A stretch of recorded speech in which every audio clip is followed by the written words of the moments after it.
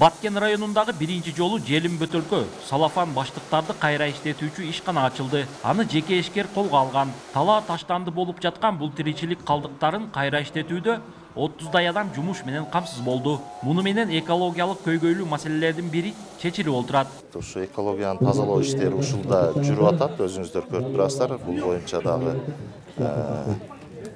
бүт жерлерден ушу жеке ишкер өзү деле жоопкерчилик чектелген коом Баткен таза аймак деп атаган. Ушу Баткен аймагы таза болсун деп ушундай иш-чараны уюштурду. Бул биздин Баткен районунун экологиялык абалын жөнгө салууга чоң рол ойнойт. Ишкананы куруу үчүн 12 миллион сомдой акча каражаты сарпталган. Анын 5 миллионго жакынын жаратылыш ресурстары министрлиги долбоордун алкагында бөлүп берген. Азырынча Желим Бөтөлкө менен салафандарды майда сырьёго айландыруу мүмкүнчүлүгү бар. Ишкер дагы бир завод курууну көздөп жатат. Максат ишке ашса, таштандыдан желим жашык жана суу түтүктөрдү жасоого шарт түзүлөт.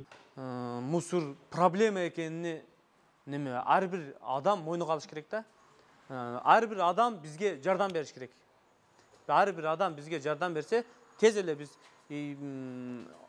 алыс күндө эмес, жакындагы күндө эле мусордон айрылабыз да биз.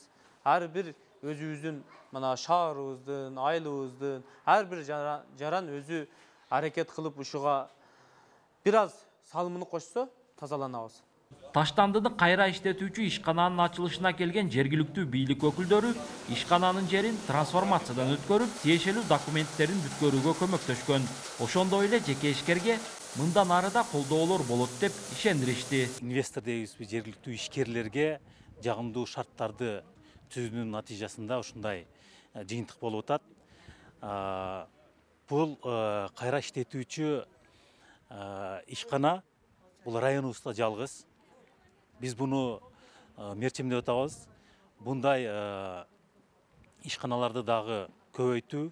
Адистер белгилешинче, таштандылардын арасында чирибей, көп жыл жатып калган Желим Бөтөлкө менен салафан болгондуктан, муну кайра иштетүү киреше табуунун жолу эле эмес, экологиянын жакшырышына да таасир берет.